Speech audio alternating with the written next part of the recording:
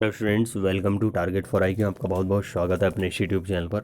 My self Ravindra Kumar. तो students, first of all आप लोगों को सभी का बहुत बहुत धन्यवाद कि आप मॉडर्न हिस्ट्री की सीरीज़ को काफ़ी लाइक करते हैं और कमेंट्स भी करते हैं कि बीच में रुकेंगे तो नहीं। तो सब फर्स्ट ऑफ ऑल यही बता दें कि कोई भी वीडियो आपकी बीच में नहीं रुकने वाली है। मॉडर्न हिस्ट्री को और बेहतरीन तरीके से आपके लिए कंटेंट को तैयार किया जा रहा है, ठीक है। तो आप इसको अच्छे से करते रहें, बहुत ही इंपॉर्टेंट है। तो एक बार जो भी नए व्यूअर्स हैं वो चैनल ज़रूर सब्सक्राइब कर लें और प्रेस द बेल आइकन, ताकि नई वीडियो की जो अपडेशन है वो सबसे पहले आपको मिले। तो आज हम इसमें देखेंगे, फिफ्थ पार्ट है ये मॉडर्न हिस्ट्री का, ठीक है।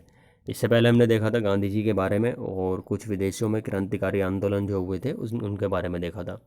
तो गांधी जी से 3 लगातार सफल आंदोलन थे भारत में, तो इनको भी देख लेते हैं, ठीक है। पहला था चंपारण सत्याग्रह 1917। सन भी याद रखना, इनकी तो हर चीज़ इंपॉर्टेंट है, ठीक है। तिनकटिया पद्धति के तहत 3/20 भाग पर नील की खेती करना ज़रूरी था, अर्थात बंधुआ मजदूरी का विरोध किया गया इसमें। मीन्स तिनकटिया पद्धति ये थी कि कुल कृषि का जितना भी है कृषि भूमि का, उसके 3/20 भाग पर नील की खेती करनी है, बाकी में आप कुछ भी कीजिए, ठीक है। इसी को बंधुआ मजदूरी कहा जाता है और इसी का विरोध करने के लिए गांधी जी आते हैं चंपारण में। Champaran located place in Bihar, ठीक है। तो इस दौरान रविंद्रनाथ टैगोर ने इस उपलब्धि जब इनको हासिल हो जाती है, गांधी जी को इसमें सफल हो जाते हैं, तो महात्मा की उपाधि दे इनको दे देते हैं। तो पूछ सकते हैं महात्मा की उपाधि रविंद्रनाथ टैगोर ने किस आंदोलन के दौरान दी थी या किस सत्याग्रह के दौरान? तो चंपारण सत्याग्रह के। गांधी जी ने इस पद्धति का कड़ा विरोध किया और अंग्रेजों ने 25% पैसे किसानों को वापस कर दिए, यानी कि पूरे तो नहीं, हाफ भी नहीं, लेकिन 1/4 पैसे इनके वापस करने का यहाँ पर फैसला लिया। नेक्स्ट आता है आपका अहमदाबाद का मजदूर आंदोलन 1918। दूसरा था यह आंदोलन प्लेग बोनस को लेकर था। उस समय क्या था कि प्लेग महामारी का दौर था काफ़ी, और जो भी अंडर ब्रिटिश गवर्नमेंट मजदूर वर्कर्स थे, तो जो भी इस महामारी से ग्रस्त थे, ठीक है, सभी को प्लेग बोनस के रूप में उनकी आजीविका चलाने के लिए, घर के खर्चा पानी के लिए एक बोनस दिया जाता था कुछ पैसों का। तो उसी में क्या था कि अब जब प्लेग महामारी ख़त्म हो गई तो इन्होंने बोनस देना बंद कर दिया, ठीक है। लेकिन गांधी जी गए और मिल मालिकों ने 35% बोनस देना स्वीकार किया। गांधी जी ने यहाँ पहली बार भूख हड़ताल की थी। तो पूछ सकते हैं कि पहली बार गांधी जी की जो भूख हड़ताल थी वो कहाँ पर थी? अहमदाबाद के मजदूर आंदोलन में 1918, ठीक है। इतना इस क्वेश्चन सॉरी इस ओकेशन आप आंदोलन से याद रखिएगा। और 1918 में ही अहमदाबाद में गांधी जी ने अहमदाबाद टेक्सटाइल लेबर एसोसिएशन भी बनाया। मोस्ट इंपॉर्टेंट है, अहमदाबाद टेक्सटाइल लेबर एसोसिएशन कब बनाया? 1918 में। किसने बनाया? महात्मा गांधी ने। कहाँ बनाया? अहमदाबाद, ठीक है। मॉडर्न हिस्ट्री में क्वेश्चन जो है वो एक लाइन से ही 3-4 क्वेश्चन बनाया था, ठीक है। तो इसलिए बहुत ध्यान से एक एक वर्ड देखना होता है। खेड़ा आंदोलन था तीसरा इनका सफल आंदोलन था 1918। सूखा पड़ने पर दिए जाने वाले कर से किसानों को मुक्ति दिलाई। कर न देने वाला आंदोलन इसको कहा जाता है। खेड़ा जो आंदोलन था खेड़ा गुजरात में, तो उसी को कर न देने वाला आंदोलन कहा जाता है। मीन्स अगर सूखा पड़ गया, ड्रॉट है, तो उस समय भी ये अंग्रेज ब्रिटिशर्स जो थे वसूली करते थे, ठीक है, किसानों से। तो उससे मुक्ति दिलाई, सूखा पड़ने पर जो मुक्ति दिलाई कर से, तो वो कौन सा आंदोलन था? ये था खेड़ा आंदोलन, ठीक है। तो ये रिमेनिंग पार्ट था गांधी जी का। अब आगे चलते हैं। अब देखते हैं हम जलियांवाला हत्याकांड। काफ़ी इम्पोर्टेंट है जलियांवाला हत्याकांड। तो इंसिडेंट ऑफ जलियांवाला बाग 13 अप्रैल 1919, यहाँ पे याद रख सकते हैं। फुल डेट है इसकी, पूरी याद रखनी है, 13 अप्रैल 1919। पहली लाइन, फर्स्ट लाइन से ही क्वेश्चन बनने शुरू हो जाएंगे यहाँ पर। 1905 के बाद शुरू हुई क्रांतिकारी घटनाओं को रोकने के लिए, आपको पता ही है, स्वदेशी आंदोलन हुआ, विदेशों में क्रांतिकारी घटनाएं हुई, या स्वदेश में भी बहुत सारी क्रांतिकारी घटनाएं हुई। तो ये अपने चरमोत्कर्ष पर था इस समय। जो भारतीय क्रांतिकारियों का एक तरीके से मनोबल था वो चरमोत्कर्ष पर था, और जगह जगह घटनाएं देखने को मिल रही थी, क्रांतिकारी घटनाएं देखने को मिल रही थी।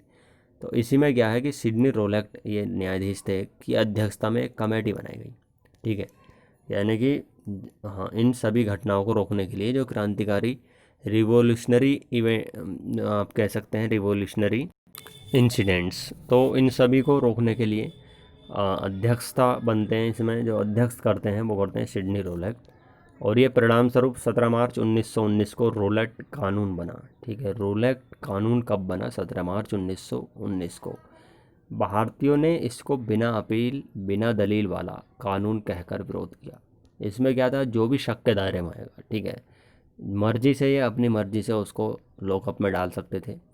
तो ये बिना अपील बिना दलील वाला कानून इसको कहा गया। और इसका सबसे कड़ा विरोध पंजाब में हुआ। गांधी जी को पलवल हरियाणा में गिरफ्तार कर लिया गया। गांधी जी को भी इसमें गिरफ्तार कर लिया गया। 13 अप्रैल 1919 को जलियांवाला बाग में अमृतसर के सेनानायक जनरल डायर ने गोली चलवाई।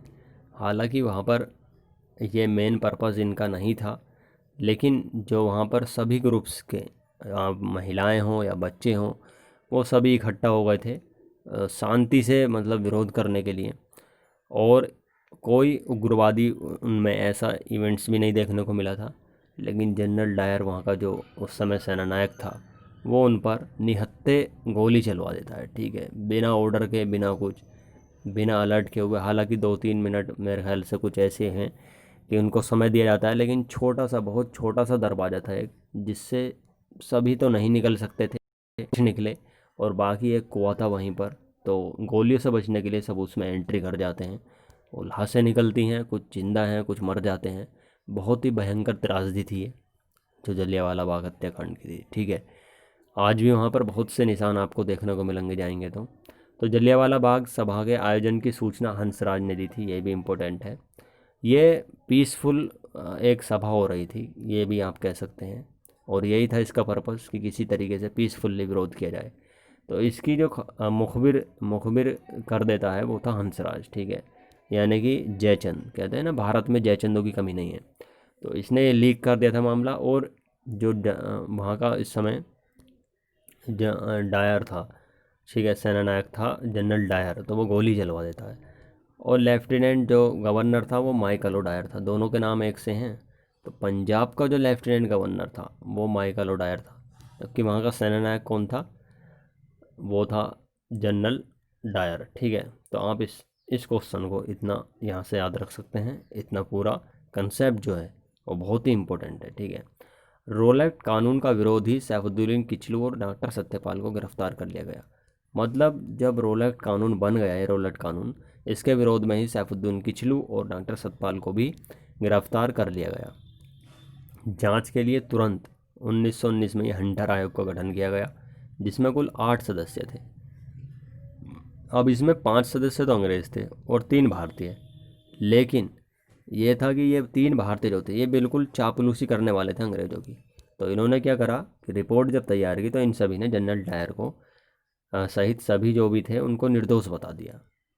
तो ये बहुत ही, मतलब एक तरीके से कह सकते हैं कि भारतीयों की जो एक तरीके से आवाज़ थी अंदर की, वो और बहुत भड़क चुकी थी, ठीक है। एक तो वो निहत्थों पर गोली चलवा देता है और ऊपर से उसको निर्दोष करार दिया जाता है। तो ये बहुत ही शर्मनाक था अंग्रेज़ों के लिए कि इतनी हद तक वो गिर चुके थे। और इसी के लिए फिर तहकीकात कमेटी बनती है 1919 में। अध्यक्ष मदन मोहन मालवीय गांधी जी, इनकी मांग थी कि दोषियों को सज़ा दो और जो मरे उन्हें मुआवजा दो, ठीक है। तो यहाँ पर ये काफ़ी त्रासदीपूर्ण समय था, जलियांवाला बाग हत्याकांड का था। तो इसमें जो भारतीय थे उन्होंने भी अंग्रेज़ों का पक्ष किया, बहुत सारों ने। मुखबिर होकर के सूचना भी अंग्रेज़ों को भारतीय नहीं दी। तो इसमें कह नहीं सकते पूरा हाथ मतलब अंग्रेज़ों का ही था। तो शुरू से ही जयचंद होता है, वही बात रिपीट हो रही है। विरोध में पदवी त्यागी। जब जलियांवाला बाग हत्याकांड हो जाता तो किस किस ने पदवी त्यागी अपनी। शंकर नायर ने वायसराय की परिषद से इस्तीफा दे दिया। जमनालाल बजाज ने राय बहादुर की उपाधि त्याग दी, मोस्ट इम्पोर्टेंट है। रविंद्रनाथ टैगोर ने नाइटहुड की उपाधि त्याग दी और गांधी जी ने केसर हिंद की उपाधि त्याग दी। जलियांवाला बाग हत्याकांड के इतने होने पर सभी ने अपनी अपनी उपाधि पदवी जो भी मिली थी अंग्रेज़ों द्वारा वो सब त्याग दी, ठीक है। तो ये काफ़ी भयंकर घटना थी और सब इससे आहत थे कि ये कैसे हुआ, क्यों हुआ। तो रोलेट कानून भी इन्होंने ला दिया था, इसका भी कड़ा विरोध किया था। फलस्वरूप ये होता है कि जो क्रांतिकारी थे, उग्रवादी थे या उदारवादी थे, वो धीरे धीरे एक मंच पे आना शुरू हो जाएंगे। हालांकि प्रीवियस वीडियो में भी देखा था आपने, जो अधिवेशन था 1916 का, वहाँ पर भी गरम दल नरम दल एकजुट दिखाई देते हैं, क्योंकि उदारवादी कुछ नेताओं की मृत्यु हो जाती है इसलिए। तो अब थोड़ा सा और एकता देखने को मिलेगी। जो भारतीय जितने भी क्रांतिकारी हों, उदारवादी हों, उग्रवादी हों। और अब धीरे धीरे में ये जो आएगा युग वो गांधीवादी आपको देखने को मिलेगा, ठीक है। हालांकि कुछ आंदोलन हैं अभी, उनको नेक्स्ट वीडियो में कवर कर दिया जाएगा।